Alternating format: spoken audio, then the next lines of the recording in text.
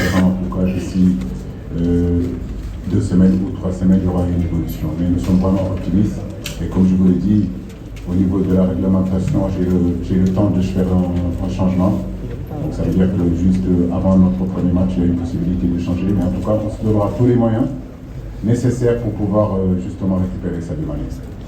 La deuxième question, c'est à quoi ressemble cette Coupe du Monde? Qu'est-ce que cette Coupe du Monde représente? Mais regardez la salle, vous voyez que je n'ai pas besoin de répondre. Donc je pense que vous connaissez déjà la réponse. Aujourd'hui, nous avons travaillé très dur pendant des années pour amener cette équipe-là à ce niveau. Au départ, quand je venais d'arriver, il y avait des dizaines de journalistes. Aujourd'hui, ça me fait plaisir de voir que tous les journalistes du pays, du continent, du monde qui sont là.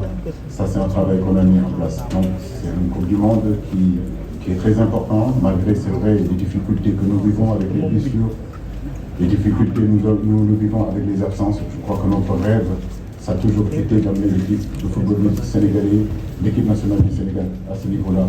Et nous y sommes, donc cette Coupe du Monde-là. Malgré les difficultés, nous y allons aussi avec beaucoup d'ambition, beaucoup d'humilité et surtout, comme je l'ai dit, essayer en tout cas de faire le maximum match après match pour justement atteindre les objectifs qui sont fixés, c'est-à-dire pourquoi pas gagner la Coupe.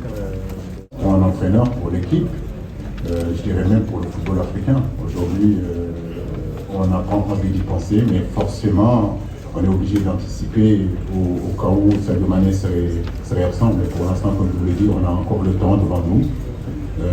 Je n'ai pas envie de parler d'absence de Sadio Mané, même si au fond de ma tête, j'essaie de m'y préparer.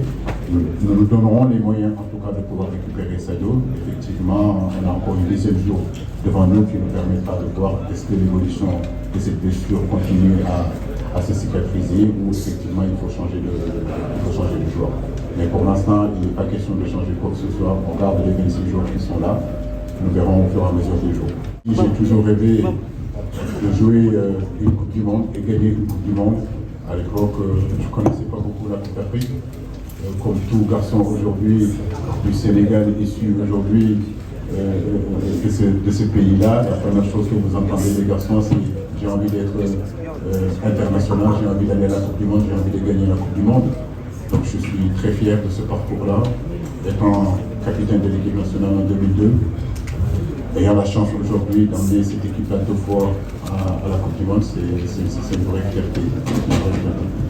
Mais cela ne pouvait pas se faire aussi avec le staff, les joueurs, tous les gens qui sont à côté, la fédération qui m'a donné la possibilité de pouvoir faire mon travail. Donc c'est un travail d'ensemble.